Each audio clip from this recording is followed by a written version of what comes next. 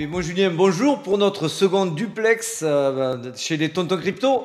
Salut mon Alex, comment ça va? Allez, Vous allez bien, hein, allez faire mon petit check là. voilà, ça fait Bien, plaisir. bah, allez, c'est bien mon ami. Bon alors aujourd'hui, on vous refait une seconde vidéo, comme je l'ai annoncé, en duplex, un en France, l'autre en Thaïlande. Mais vous avez toujours mon Julien pour les fondamentaux. Et Alex, un côté technique, hein, on ne le présente plus, hein, ça fait toujours plaisir hein, de te retrouver, de vous retrouver. Et surtout, n'oubliez pas les likes, les commentaires. Vous savez que nous, on est friands de cela, n'est-ce pas mon Julien? Ah oui, ça fait toujours plaisir de vous lire, toujours plaisir des likes, toujours les abonnements hein, Ah sur oui, une des chaîne comme la abonnements. nôtre. Hein. Ça fait plaisir, ça fait plaisir. Ça fait mendiant, mais nous, on est mieux référencés, ça nous aide, et vous, vous ne raterez rien. Bon, allez, on Exact. enchaîne très vite, moi, Julien. Il n'y a pas grand-chose, mais il y a du lourd. On voit quoi, alors, cette Voilà, semaine? exactement. Alors, on va voir quelques petites news, notamment sur la flat tax, hein, qui s'est passé gouvernement Barnier, et puis un petit focus sur un petit jeton AI, hein, voilà, histoire Ouais. de voir un petit peu ce qui s'y passe, et BTC. D'ailleurs, BTC. merci à la commu, hein, c'est Chris qui nous en a parlé. On a pu faire des recherches, nous, depuis.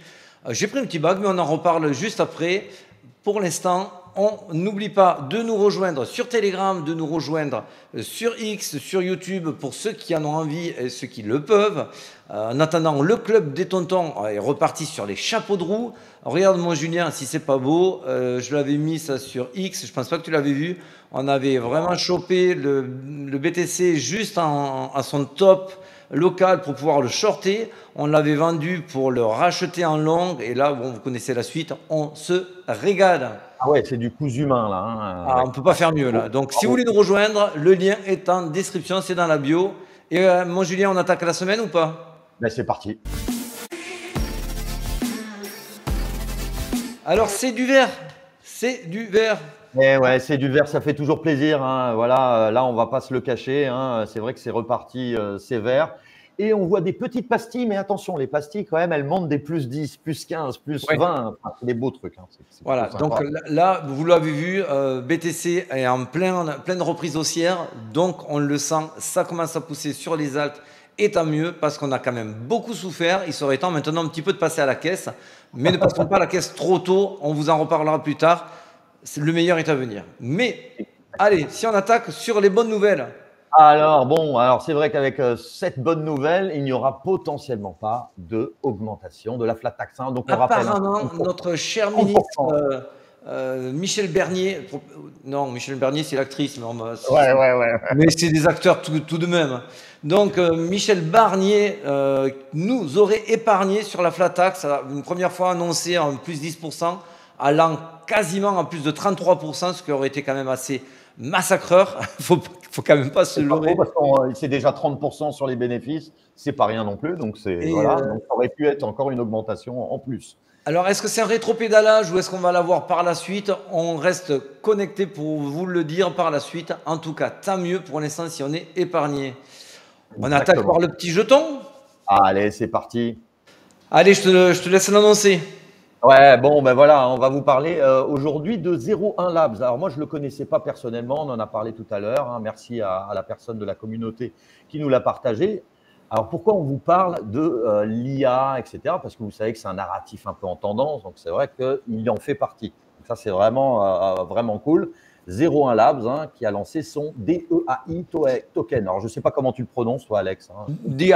Bon, pour faire court, hein, on a travaillé rapidement sur le jeton, mais on vous encourage vivement à faire Oui. vos propres recherches. Ça, on vous le dira clairement. C'est pas parce que les tontons en parlent qu'il faut y aller sans réfléchir. Loin de là. Mais bon, aujourd'hui, on a creusé et effectivement, pour résumer, ça serait quand même un outil qui serait utile puisqu'il répondrait à une problématique, à savoir la barrière d'entrée chez TAO, chez Bitensor, pardon, qui serait assez importante. Vous savez, Bitensor, c'est la solution AI qui est la plus plébiscitée en ce moment dans la cryptosphère. Et aujourd'hui, c'est vrai que c'est plutôt les VC qui peuvent rentrer, développer leurs apps là-dedans.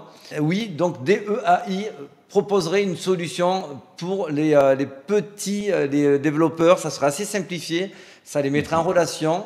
Il y a plusieurs modules. Là, il y a le cipher qui est en route. Donc, sur le papier, ça a l'air propre. Attention, on va vous faire des petits drapeaux rouges par la suite parce qu'il y a les fondateurs qui ne sont pas très connus. Certains sont docs. D'autres ne sont pas reconnus, ce n'est pas des gros techs. Et moi, j'aime quand il y a des gros techs qui sont dans la team. Mais pourquoi on vous en parle quand même? Parce qu'effectivement, ce jeton 1 répond à une problématique. Il y a Well Professor qui en parle pas mal, qui nous a résumé. Je vais vous faire pareil, je vais vous faire le même résumé. Donc c'est un projet qui répond à un besoin. On voit qu'il y a de la smart money qui vient, qui rentre, et il y a un projet avec un bon marketing. Donc les Whale, ils nous en ont identifié 2 ou 3. Donc c'est intéressant. L'autre point qui est intéressant, Julien, c'était les adresses. Oui, tout à fait. Bah, c'est vrai que c'est des adresses. Bah, déjà, on voit que les adresses sont en augmentation malgré le fait que bah, le prix est baissé. Ça, c'est toujours bien. Ça veut dire que ça build. Les gens y croient, il y a de la confiance, etc. Et je voulais rajouter par rapport à ce que tu disais aussi, il y a une plutôt bonne tokenomics parce qu'on a toujours peur. C'est vrai que souvent, on est intéressé quand il y a des gros investisseurs, mais malgré tout, un gros investisseur, quand il a envie de vendre, il va faire très, très mal. Là, on va dire que c'est paru en mars 2024, en public sales, etc. Donc, tout le monde, comme toi et moi, comme n'importe qui, pouvait en acheter. Donc, déjà, la tokenomics aussi est plutôt pas mauvaise. On a une offre max en circulation, etc. Enfin, pas une offre en circulation qui est plutôt pas mal. Donc, voilà, vraiment, il y a plutôt de bonnes choses. Moi, j'ai eu peur quand on a vu à sa sortie ce token qui se cassait la gueule. On en voit souvent. Et ces projets-là, si très vite, il n'y a pas des projets, 3-4 projets indépendants qui se servent de leur support, très vite, ces jetons meurent parce qu'ils ont une ambition dingue. C'est presque trop beau pour être vrai. Le white paper est un light paper, donc ça reste faiblard pour moi aussi. Mais oui, ce qui m'embête positivement, attention cette fois-ci, ce qui m'embête positivement, c'est ce qu'on disait là, ces adresses-là, on voit que les gens arrivent et en achètent, quoi que fasse le cours. Ça, croyez-moi, quand on a ce genre… Très bien, ouais. Exactement, là tu as tout à fait raison, c'est vrai que ça fait toujours un peu plaisir voilà, de voir ça, puisque ça veut dire que les gens y croient. Alors après, on pourrait donner comme point négatif une très faible market cap, donc ça veut dire que les volatilités peuvent être extrêmes, on va dire que c'est un peu plus pour les plus expérimentés d'entre vous. Et aussi, il y a quelques gros concurrents qui sont déjà lancés, parce que toujours, ce qu'il faut avoir en tête, c'est l'adoption et les longueurs d'avance en termes de réseau, etc. Donc voilà, c'est qui prend l'ascendant, puisque vous ne pouvez pas, dans la blockchain, comme alors, le cinquième… Je me permets, moi, de te rajouter un truc. Moi, une faible market cap ne me fait pas peur, mais étant conscient de ce que tu viens de dire et que vous devez le garder en tête, ça veut juste dire qu'il ne faut pas faire all-in sur ce genre de projet. Voilà, c'est un projet qui peut monter très haut, mais qui peut très vite descendre.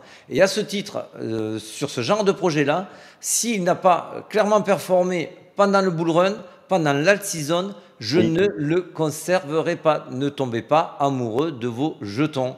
Oui, tout à fait. Je rajouterai un dernier petit point aussi. C'est un projet assez complexe. Alors pour vous, pour les plus expérimentés, voire intermédiaires, vont très, très facilement comprendre. Après, la courbe d'apprentissage pour les utilisateurs novices va être un peu freinée puisque c'est pas, on va dire, assez simple à comprendre, même si, voilà, en rentrant dans le projet. Donc ça, il faut toujours l'avoir en tête.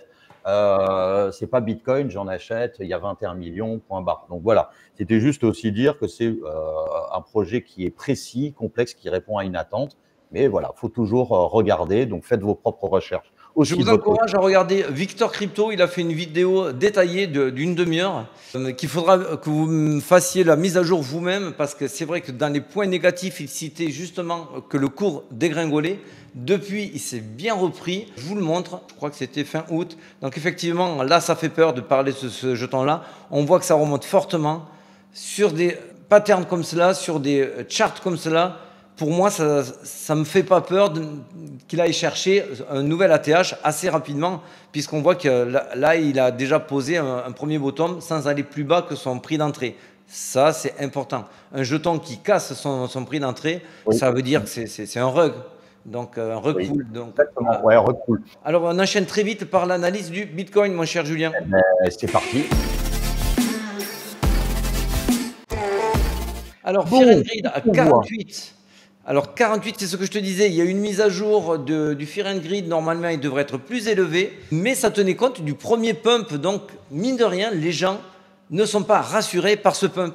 Tout à fait, ça fait toujours un peu plaisir parce que c'est vrai qu'on le voit. Bon, il a été à mise à jour, on a dit, hein, vers il y a 4 heures à peu près, donc en plein pump. Mais les gens, on n'est pas quand même dans l'extrême grid, donc c'est toujours mitigé. C'est encore un énième fake. C'est plutôt pas mal ça. Toujours ATL, on n'a vraiment rien dans les exchanges, donc ça reste toujours très explosif. Je sais que c'est rébarbatif, que vous en avez marre, qu'on vous dit toujours ça, mais ça, c'est sûr que quand ça continue à baisser, ça ne veut pas dire que, ça ne peut pas vouloir dire que Bitcoin, lui, va aller à la cave. Ce n'est pas possible. Donc, on continue.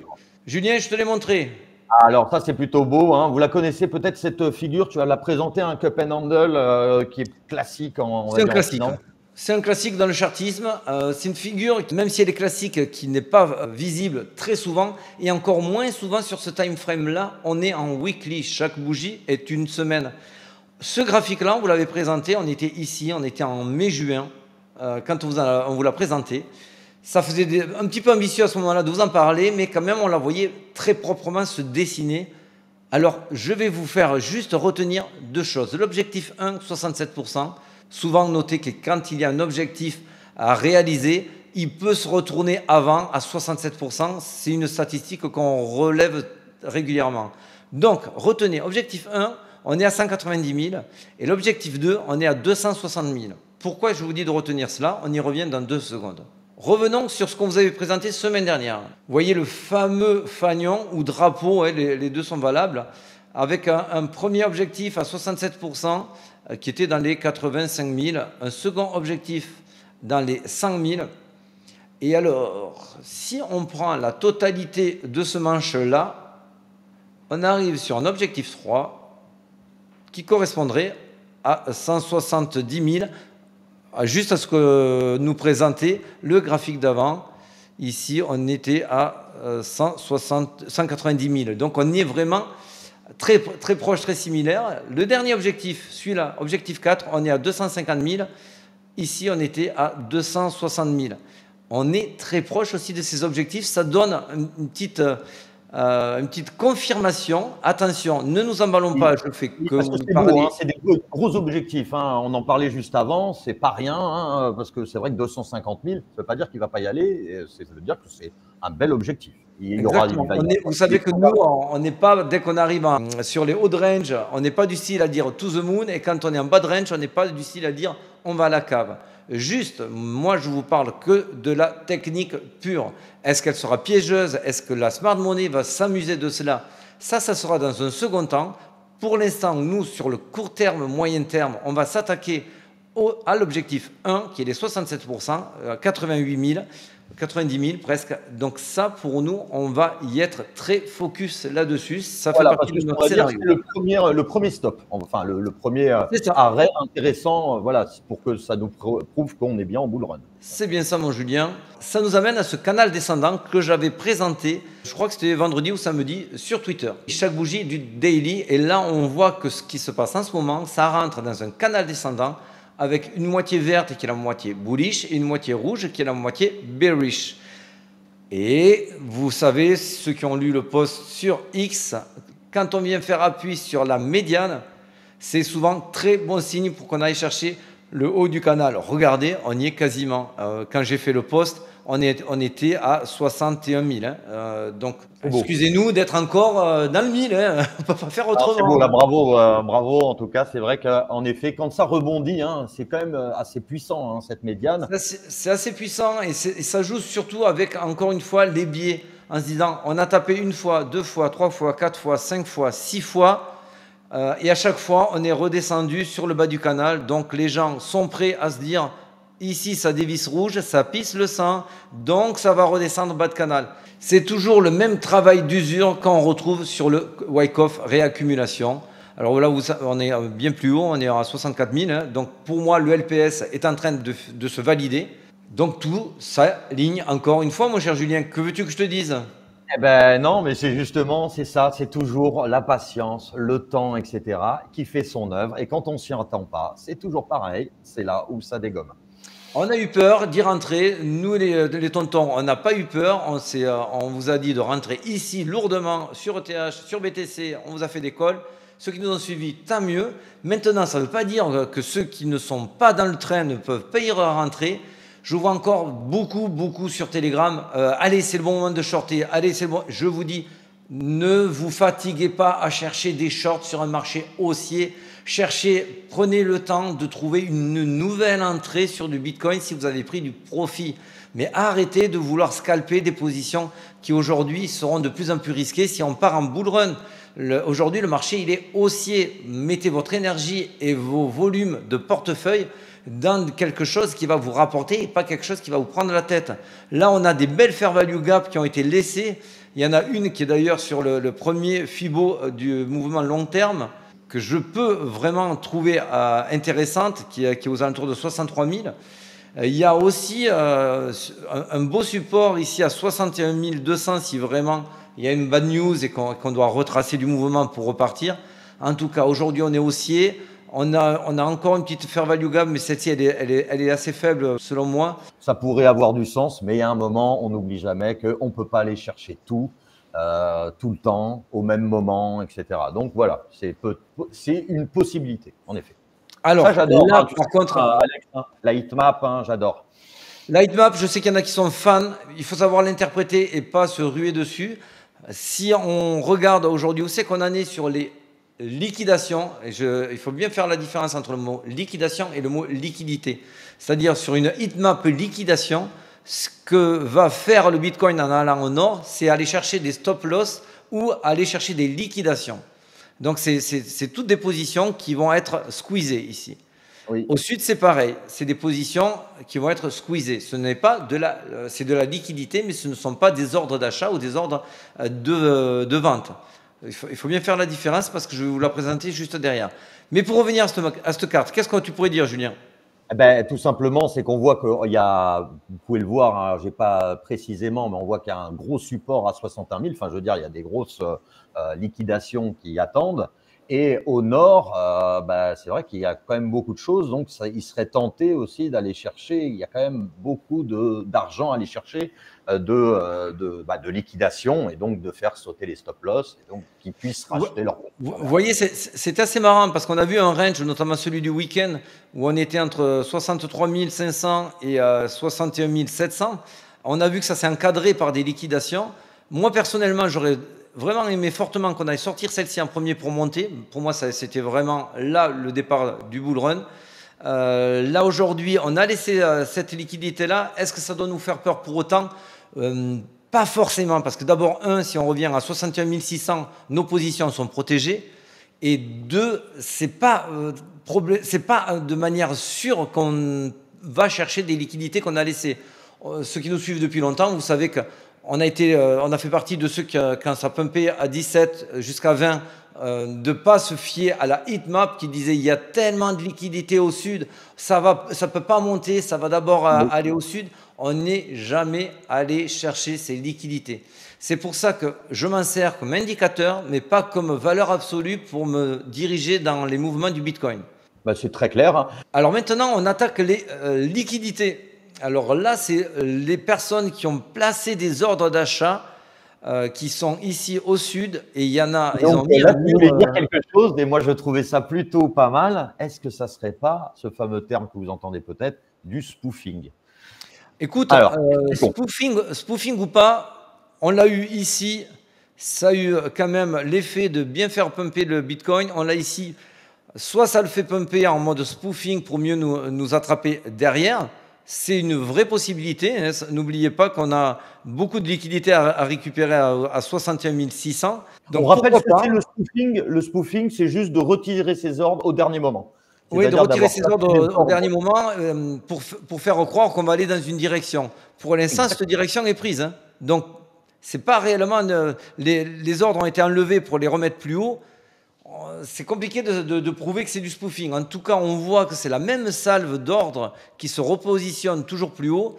Donc, est-ce que c'est quelqu'un qui veut pousser réellement le prix au nord ou est-ce que c'est quelqu'un qui va d'un coup retirer et prendre ses bénéfices quand ça rechutera? Dans tous les cas de figure, ça, c'est que de la pure spéculation.